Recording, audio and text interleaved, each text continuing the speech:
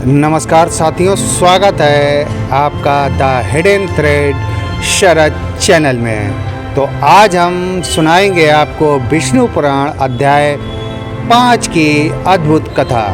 इस अध्याय में हमें यह बताया गया है कि ब्रह्मा जी के वंश की उत्पत्ति मनु और मानव जाति की शुरुआत है, और यह गूढ़ सत्य है कि सारा संसार भगवान विष्णु की लीला है। यह अध्याय मानव जीवन की जड़ों को समझाता है कि तो चलिए कथा का आरंभ करते हैं। हे मैत्रेय, ऋषि पारशर कहते हैं, जब ब्रह्मा जी ने प्रजापतियों की रचना कर दी तो उन्होंने सोचा अब संसार को व्यवस्थित रूप देना ही होगा ताकि जीवन नियम और धर्म के साथ आगे बढ़े। तभी ब्रह्मा जी ने अपने मन से स्वयंभू मनु को उत्पन्न किया। मनु केवल एक व्यक्ति नहीं थे, बल्कि मानव जाति के आदि पुरुष थे। मनु के साथ ब्रह्मा जी ने सतरूपा को भी उत्पन्न किया। सतरूपा अनेक रूपों वाली थी, वे सृष्टि की माता थी, और मनु और सतरूपा से ही आगे चलकर मानव समाज का विस्तार हुआ।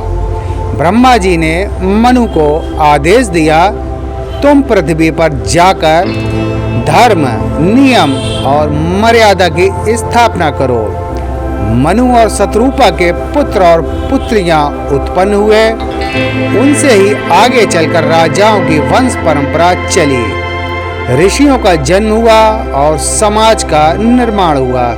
इसीलिए मनु को कहा गया है मानव धर्म का निर्माता।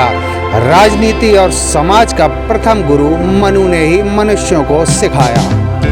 क्या सही है, क्या गलत है, कैसे है, क्यों है। धर्म पूर्वक जीवन जिया जाता है। धर्म और अधर्म की कहानी ऋषि पारशर बताते हैं। जब सृष्टि बढ़ने लगी तो दो मार्ग सामने आए। पहला जो धर्म का मार्ग, सत्य, दया, संयम और भक्ति। दूसरा अधर्म का मार्ग, अहंकार, हिंसा और लोभ।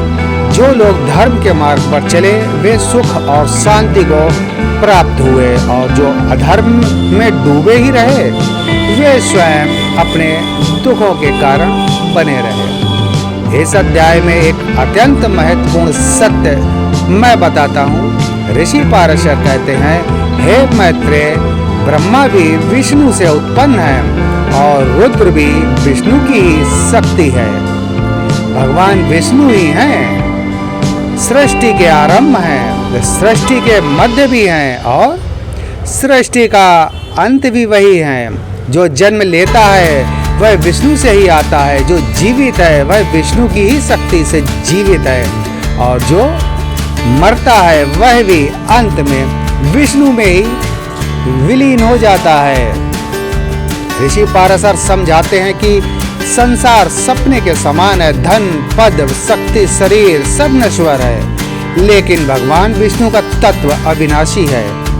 जो व्यक्ति इस सत्य को समझ लेता है वह मोह से मुक्त हो जाता है।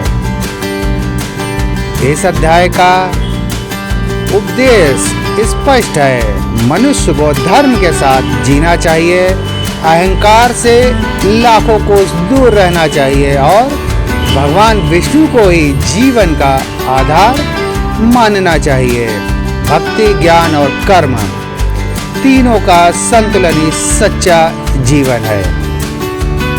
तो साथियों, यह थी विष्णु पुराण अध्याय 5 की सरल, भावपूर्ण और पूर्ण कथा। यदि यह कथा आपको अच्छी लगी हो तो वीडियो को लाइक करिए, चैनल को सब्सक्राइब करिए और शेयर करिए the hidden thread Sharad channel को। तो मिलते हैं अगले रहस्य में एक नई कहानी के साथ, एक नए अध्याय के साथ। धन्यवाद।